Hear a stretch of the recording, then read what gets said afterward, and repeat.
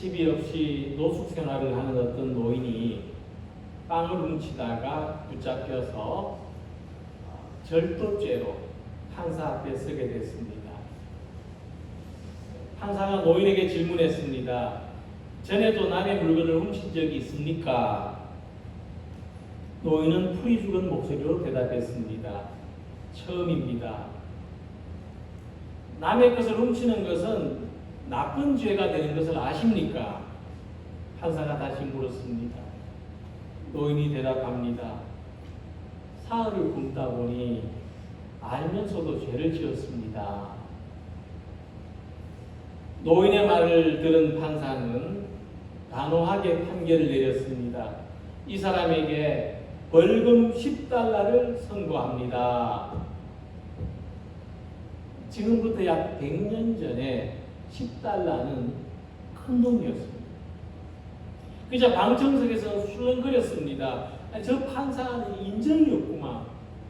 먹을 것이 없어서 고작 빵을 훔친 노인한테 10달러나 되는 벌금을 매기다니. 분명히 벌금 낼 돈이 없어서 유치장에 들어갈 텐데. 그때 판사는 이렇게 말했습니다. 이 벌금은 제가 대신 내겠습니다. 이것은 이렇게 굶어서 빵을 훔쳐야만 하는 사람이 있는데도 그것도 모르고 제가 그동안 좋은 음식을 많이 먹은 것을 참회하는 대가를 치르는 것입니다. 그리고 말했습니다. 여러분, 이 가난한 노인은 법정을 나가면 또 죄를 짓게 돼 있습니다. 여러분들도 그동안 잘 먹고 잘 지낸 대가로 이 노인을 위해서 조금씩만 기부해 주신다면 감사하겠습니다. 그날 벌금의 약 5배가 되는 48달러가 모였습니다. 더 놀라운 것은 이 이야기가 라바디아라는 판사의 실화라는 겁니다. 실제 있었던 이야기입니다.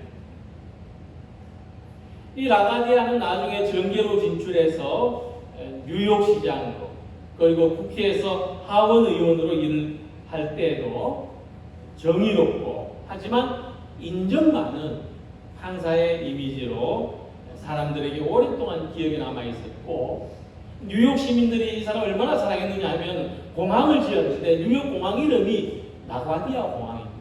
이 사람의 이름을 붙여서. 자, 법은 그것을 집행하는 사람에 의해서 왜곡되기도 하고 오용되기도 합니다. 우리 잘 알죠? 그래서 법원에 가면은 눈을 가린 한 여성이 저울을 들고 있는 모습의 동상을 볼 수 있는데, 이것은 뭐냐? 만민 앞에 법은 공평하다는 것을 상징하는 것입니다. 눈으로 사람을 보고 판단하지 않겠다 해서 눈을 가린 것입니다. 사랑과 정의로 판결하겠다 해서 저울을 들고 있는 것입니다. 그리고 손에 정의를 수호하는 검을 들고 있습니다. 그래서 법이 올바르게 집행되려면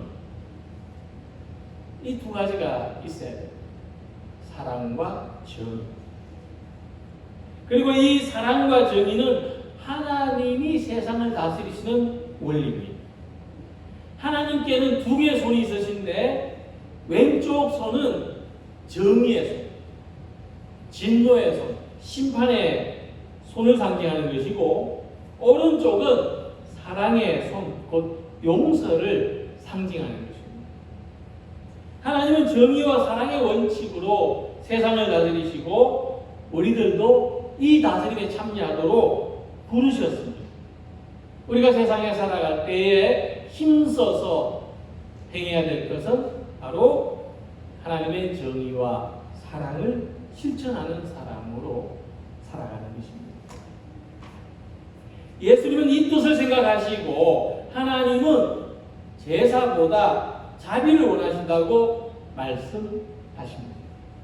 여기서 제사는 율법 또 정의를 의미하는 것이라면, 자비는 복음 또 사랑을 의미하는 것입니다.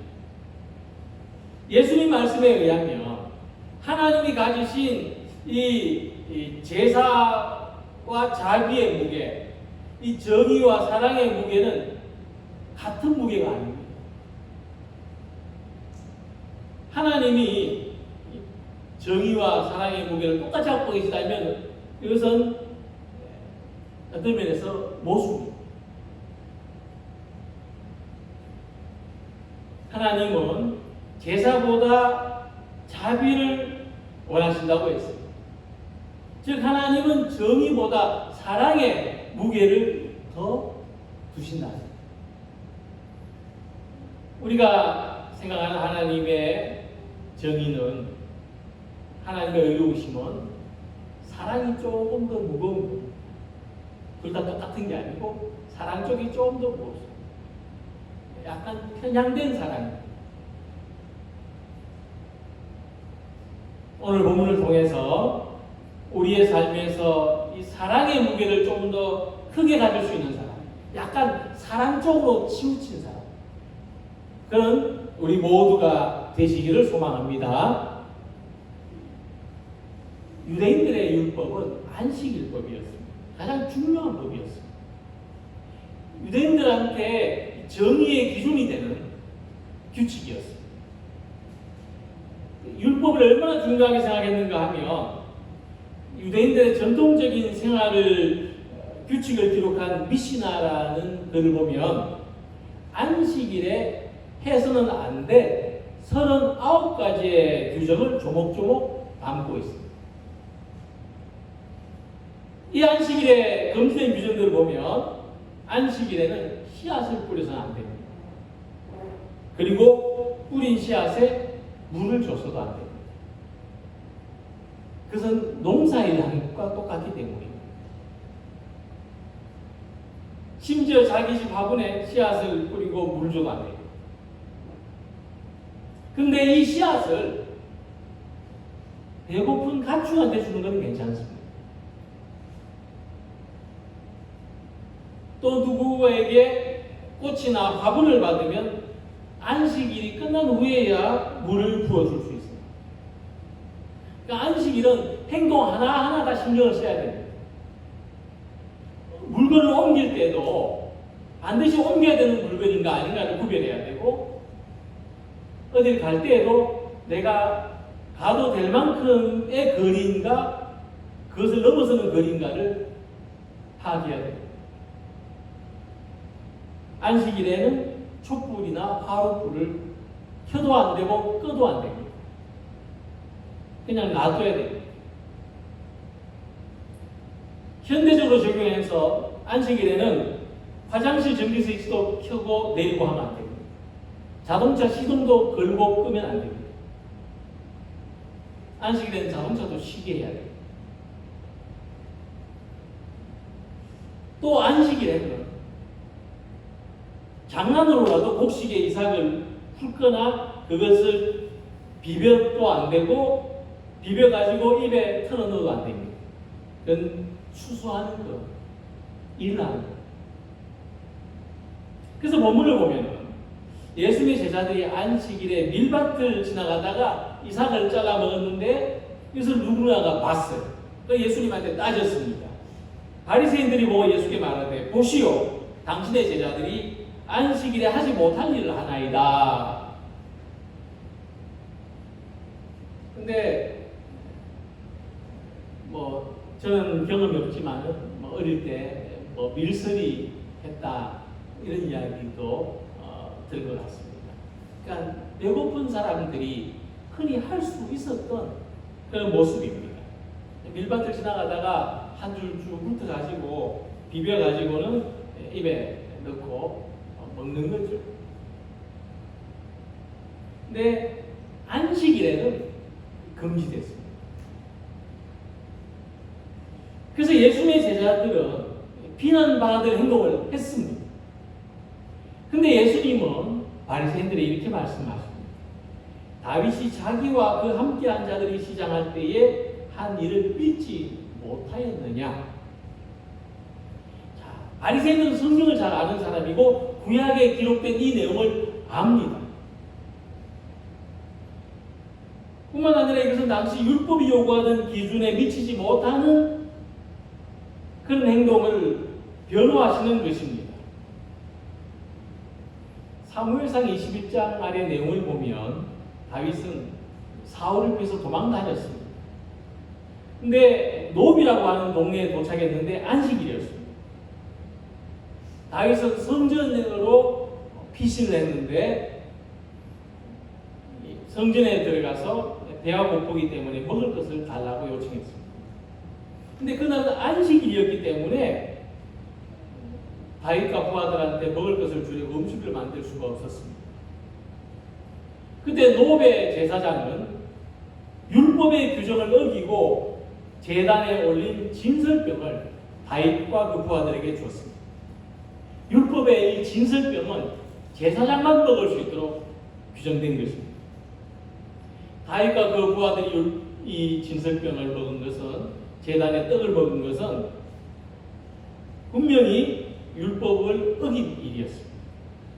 그러나 굶고 허기진 사람들을 위해서 진설병을 준 이 제사장의 행위는 율법을 어긴 죄로 여김받지 않았습니다. 아주 훌륭한 일을 한 것으로 생각을 합니다. 그들의 신분이 뭐 제사장이었거나 다윗이었거나 해서가 아니라 구약의 율법의 전통은 뭐냐? 정의나 원칙을 고집하는 것이 아니고 사랑을 더 중요하게 생각합니다. 율법의 정신입니다. 사랑입니다. 자, 여기서 우리 이런 생각을 해봅니다. 자, 예수님은 이 바리새인들이 시시건건 물고 늘어지니까 이런 상황을 피하기 위해서 좀 전술적으로 제자들을 꾸짖을 수도 있지 않았느냐 하는 생각입니다. 내 제자들이 율법을 잘 몰라서 그랬어. 이러면 어쩌면 쉽게 지나갈 수도 있는 문제였습니다. 그러나 배가 고파서 미리삭을 비벼 먹은 게 무슨 큰 죄가 되느냐, 이렇게 강하게 제자들을 변호하신 겁니다. 그래서 예수님도 율법을 적용하는 데 있어서 정의보다 사랑에 더 큰 무게를 두셨다는 사실을 알게 해주는 것이죠. 예수님은 바리새인들하고 무슨 어떤 자존심 싸움, 무슨 권위 싸움을 하신 게 아니고 율법의 정신은 사랑이야. 사랑이 더 중요해. 그 이야기를 하시는 거예요. 하나님은 공의로우시지만 사랑의 하나님이십니다. 이처럼 우리가 신앙의 원칙을 지키는 것도 중요하지만 사랑을 베푸는 것은 더 중요하다는 것을 말합니다. 신앙의 원칙과 사랑 사이에 충돌이 생길 때 우리는 무엇을 선택해야 될까요? 우리는 사랑을 강조하다 보면 신앙이 무너지지 않겠느냐 하는 불안감을 가지고 있습니다. 지금도 제가 이렇게 물었을 때 마음은 사랑인 것 같은데, 근데 신앙과 사랑이 충돌할 때 사랑을 선택하면 신앙은 어떡하지? 이런 불안감이 있어요. 하지만 사랑을 강조하는 것은 오히려 덕을 세우는 일이라고 하는 것을 우리는 성경에서 발견할 수가 있습니다. 사도 바울은 고린도 교회에서 우상에게 바친 제물을 먹는 것에 대해서 논쟁을 할 때 이렇게 말했습니다. 우상의 제물에 대하여 우리가 다 율법의 지식이 있는 줄 아나 율법의 지식은 교만하게 하며 사랑은 덕을 세우나니라고 했습니다. 바울은 아직 믿음이 없어서 우상에게 바친 제물을 먹는 사람들을 신앙의 원칙을 내세워서 비난할 것이 아니라 사랑으로 감싸주고 덕을 세우라고 가르쳤습니다. 이것이 아직 믿음이 약한 사람들에게 신앙의 원칙을 강조하는 것보다 사랑으로 감싸주는 것이 모두에게 덕을 세우는 것입니다. 그래서 베드로 1장 5절 말씀 보면 그러므로 너희가 더욱 힘써 너희 믿음에 덕을 더하라고 말씀했습니다. 우리 믿음에 더해야 될 것이 있다는 겁니다. 믿음에 무엇을 더해야 되느냐? 덕을 더해야 되는 거죠. 이처럼 우리가 모든 일에 사랑을 구하여서 믿음에 덕을 더하는 성도님들이 되시기를 소망합니다. 자, 마가복음에 보면 예수님은 안식일에 대해서 더 의미심장한 말씀을 던지십니다. 안식일이 사람을 위하여 있는 것이 아니요, 안식일이 사람을 위하여 있는 것이요, 사람이 안식일을 위하여 있는 것이 아니니라. 우리 이 말씀에서 하나님이 세우신 법은 종교적인 계율을 지키는 것이 목적이 아니라 사람을 위한 것이라는 사실을 발견해야 됩니다. 이것이 율법의 정신이라고 말씀드렸습니다. 물론 이 말씀을 인본주의의 시각에서 봐서는 안 됩니다. 예수님이 말씀하신 것은 율법이 가진 본래 목적에 대한 말씀입니다. 하나님이 왜 안식일을 정해주셨느냐, 그 목적을 말씀하는 내용입니다. 하나님은 율법으로 안식일을 지키도록 하셨습니다. 안식일을 지키는 게 굉장히 중요합니다. 근데 율법을 지키기 위해서 안식일을 지키는 게 아닙니다. 안식일을 지키는 것은 사람을 위해서. 우리가 오늘도 율법을 지키기 위해서 예배를 드리는 게 아닙니다. 우리를 위해서 예배를 드리는 거죠. 하나님의 그 은혜와 사랑에 감사하는 마음으로 예배를 드리는 거지, 어떤 규칙을 따라서가 아닙니다. 그래서 우리가 율법을 문자적으로 해석을 할 것이 아니죠. 이것을 지켰느냐 안 지켰느냐가 아니고, 이 말씀을 어떻게 이해해야, 내가 이 말씀을 어떻게 받아들여야 하나님의 사랑이 전해질까, 하나님의 사랑을 깨달을 수 있을까, 이렇게 해석해요. 바리새인들은 안식일을 아주 기계적으로 지켰습니다. 거기에는 생명이 없었어요. 바리새인들의 믿음에는 생명이 없었습니다. 살아있는 믿음이 아니었어요.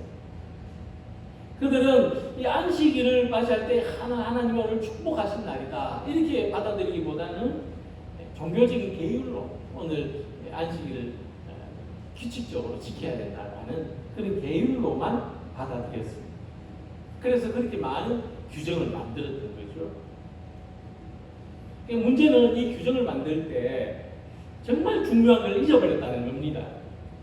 곧 하나님께서 사람들을 위해서 축복하신 날이라는 것을 잊어버린 거예요. 안식일을 지켜야 된다는 생각, 철저하게 지켜야 된다는 생각에만 몰두한 나머지 하나님이 사람을 위해서 이 날을 축복했다는 것을 잊어버린 거예요. 이것은 뭐냐면은 선물을 받았는데 선물만 생각하고 준 사람의 마음은 잊어버릴까 똑같습니다.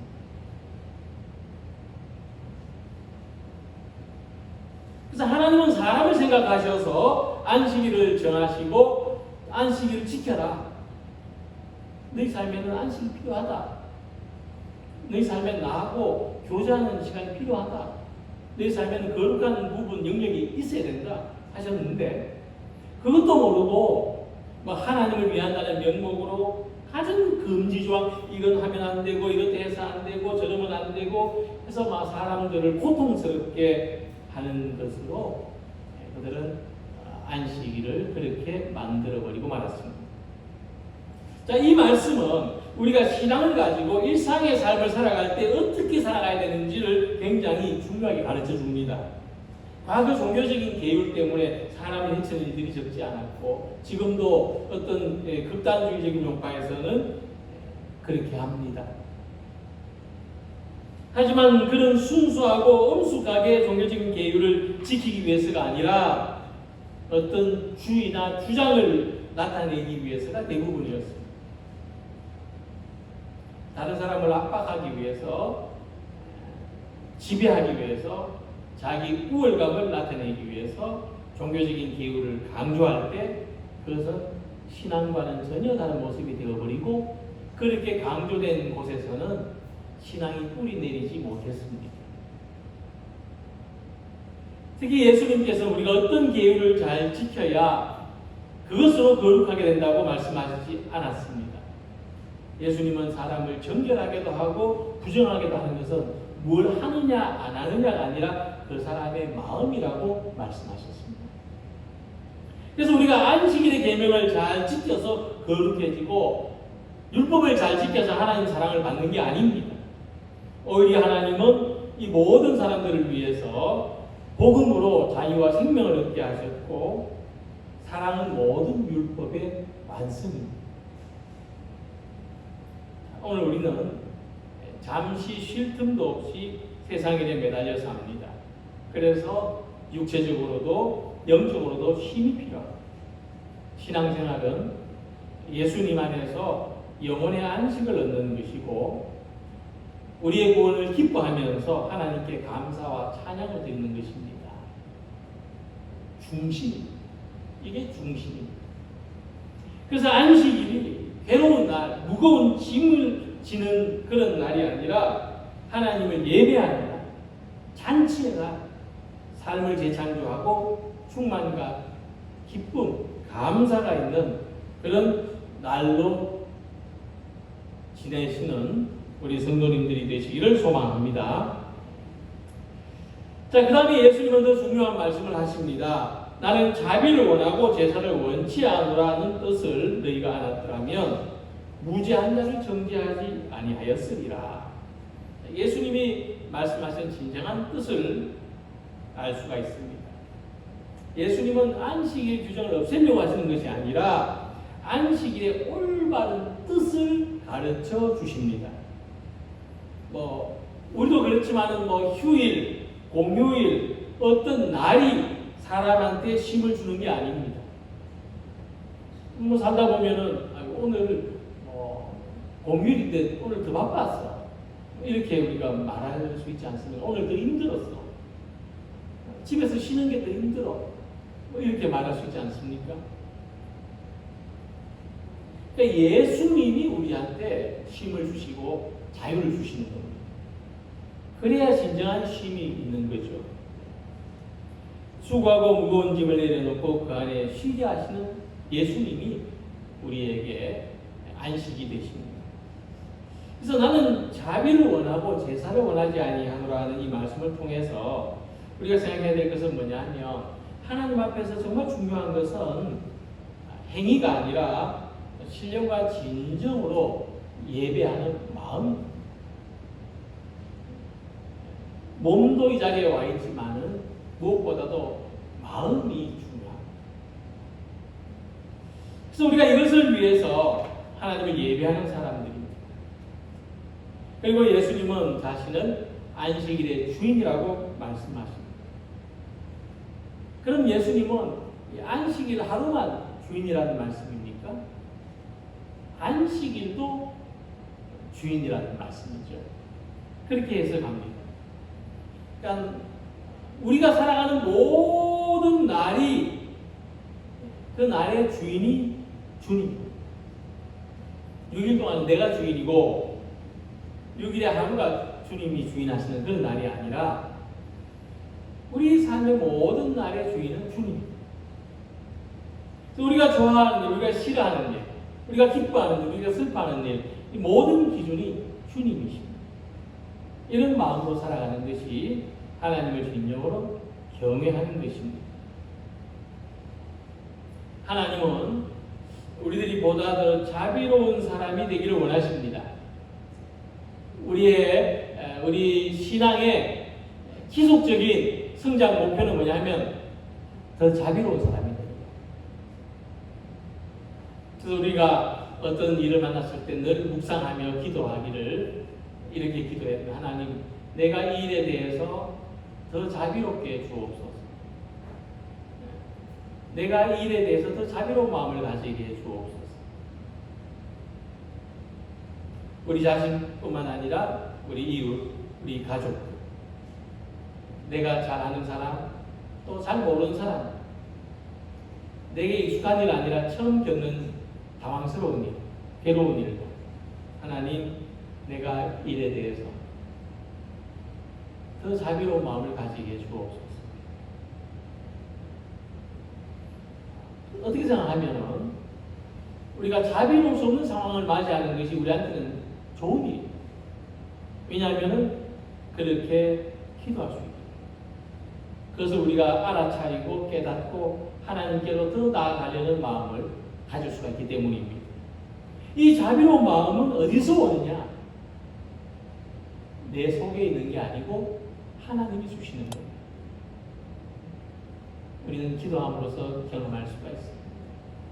하나님이 나한테 자비로운 마음을 부어주시는 겁니다.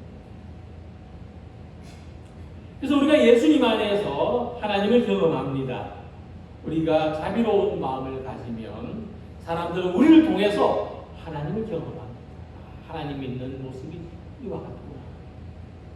그래서 우리는 우리 자신에게는 물론 다른 사람에게도 더 자비롭기를 소망합니다. 우리가 사랑의 공동체 안에서 함께 기쁘게 살아가도록 관용하고 또 용기를 주고 또 잘 받아들이고 또 서로 격려하고 이렇게 도와야 합니다. 이것이 매주일마다 함께 모이는 의미요, 우리 가운데 역사하는 하나님의 능력이고 우리 안에서 주님이 하시는 일입니다. 오늘도 우리 안에 예수님의 십자가로 보여주신 자비로운 사랑이 충만하여서 서로를 사랑함으로 믿음의 덕을 더 세워가는 우리 모두가 되시기를 주님의 이름으로 기원합니다. 기도드리겠습니다.